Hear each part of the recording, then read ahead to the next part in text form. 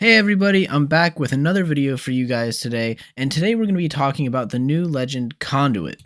I know that there are going to be a lot of opinions on this new legend, and I've personally played this legend quite a bit. I have roughly 5,000 kills right now on Conduit, and we're approaching the midpoint in the season, so I do feel that I at least have a somewhat reasonable base to make some of these comments that I'm about to make, and to discuss whether or not Conduit is good for the game, or just whether or not she's in a state right now that is beneficial to the game, or whether or not she could use some tweaks and changes to make her a little more balanced with the game, to make it more enjoyable for everybody. Okay, I'm just going to jump straight into it here and talk about the positives that we can associate with Conduit being the new legend in Apex this season. And the first one that comes to my mind is just that she's a fun new character. It's been a while since we've had a new character that is actually fun to play, and I think facilitates a more aggressive, fast-paced style of play in the game.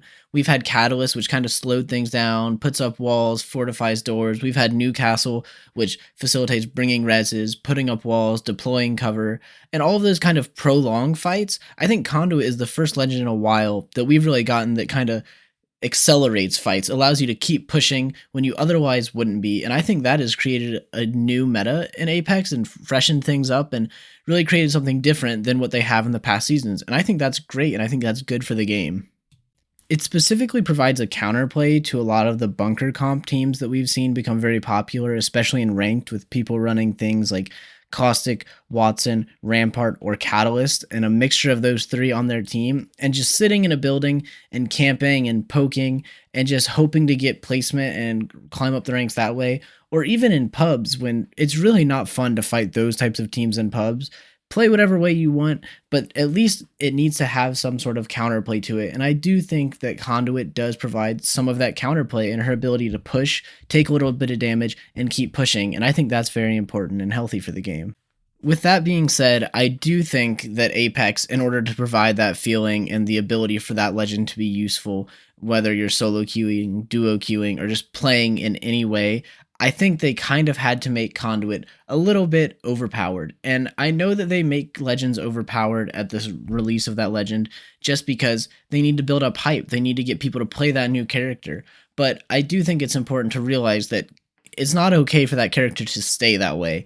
And I think it's important to talk about what kind of changes we might see, or that we could see, to allow Conduit to remain a very good, maybe even a meta legend, but a legend that just does not ruin the competitive integrity of the game.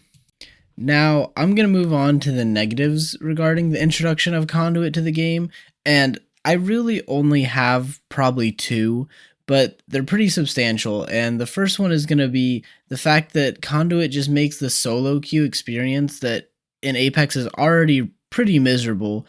Not many people enjoy solo queuing this game anymore just because of the matchmaking. So when you add a character that gives an enemy team that is maybe 3 stacking, and they're playing something like Conduit and Revenant, where Revenant alone with his ult can already have up to 275 or 300 health if they're on red shield, and now you give them a Conduit where they could potentially have 375 health, and you're a solo queue player, your teammates aren't really working with you as well as you'd like them to, and you're just trying to shoot one Revenant and suddenly he's almost invincible. That's insanely frustrating, and I think that that is one negative aspect of Conduit, is that it just makes the solo queue aspect of Apex that is already difficult and kind of frustrating even worse. And that leads me into the second negative that I wanted to talk about, which is the fact that Conduit's queue just makes callouts very difficult in Apex. A lot of the time you want to be able to tell your teammates, I hit someone for 80, I hit someone for 150, and Conduit's Q is so instant, and it charges shields so fast, and it charges shields through walls or obstacles, and it makes it almost impossible to make accurate callouts, which I think really hurts the competitive integrity of a game when you're not quite sure how much you've hit someone for, and you might not even know they had a Conduit. You could hit someone that you saw, and you could have hit them for 150, and you tell your teammates, I hit that person for 150. Your teammate pushes in, and suddenly they're almost full health again because they've popped a syringe and they've been Conduit queued. I think that that is really just unhealthy, and I think that there could be changes made, and I'll talk about those in just a minute, but I think there could be changes made that make her very strong and stay true to her character. but don't quite give what seems like currently an unfair advantage. Because not being able to make accurate damage callouts in Apex, a game that really thrives on that, is going to make things very, very difficult. Now, I don't think we need to destroy Conduit or change all that much, but I do think a slight rework to her Q could go a long way and be very beneficial. My personal suggestion would be that when Conduit Qs someone, make it be a preemptive Q rather than a reactive Q. A lot of Conduit's strength comes from the ability to be out of position or do something wrong and then just instantly heal your teammate or instantly heal yourself. I think it would be much more beneficial and much more rewarding to players if you had to focus on a preemptive Q. Say you Q a teammate and they take 25% less damage or even 30% less damage to shields. I think that that requires a little bit more skill and a little bit more planning and timing rather than just, oh, I was in a bad position, I pushed too hard, now I just get my shields instantly back. I think that that would also enable people to make better callouts. If you hit someone for 80 damage and they have the 25% damage reduction on, you've still hit them for 80 damage. And that is an accurate callout that you can give to a teammate that you cannot do currently, where you hit someone for 80, they get conduit queued, and you have no idea how much shield that they've regened, how much time they've had in cover, whether or not someone has shot them and stopped that regen. So I think that maybe just implementing a damage reduction to people that are conduit queued would make it more rewarding, more preemptive rather than reactive. And I also think that it would just provide better, more accurate damage callouts on the other side of the conduit queue for the opposing team, which provides more competitive integrity to the game and to people fighting conduit. And one last thing I thought I would mention, just because I think it is a very relevant potential nerf that they might give to Conduit, because it's something very similar to what they did to Catalyst.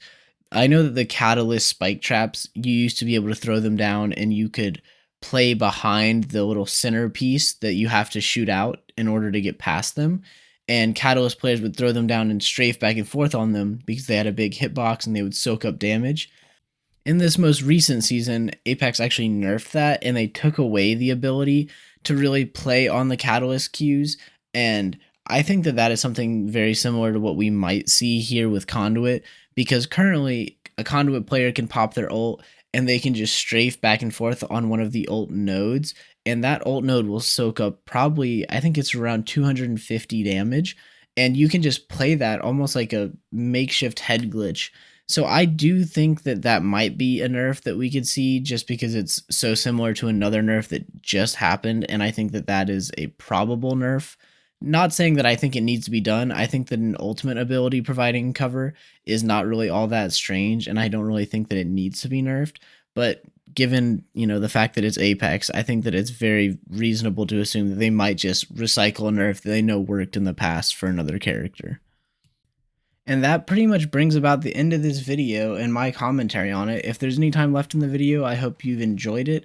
I hope you stick around, watch the rest of it, and I would love to hear your thoughts and feedback on whether or not you think Conduit has introduced a fresh, new, beneficial meta, whether or not you think these changes are warranted, what changes you would like to see, and anything else you'd like to just drop in the comments below. And I just want to say I want to thank everyone here who has subscribed and who's commented and liked my videos. It means so much, and I've really appreciated seeing all the interaction with all of you guys. I've appreciated and enjoyed the comments and talking with you guys. So please keep it up. And if you haven't subscribed already, please consider doing so. It means a lot to me. It helps support my channel and tell me that you guys are enjoying the content that I'm making. And until next time, I hope you all enjoyed the video, and I hope you all had a fantastic new year, and I hope to see you in the next video. Thank you. You are the Apex champions.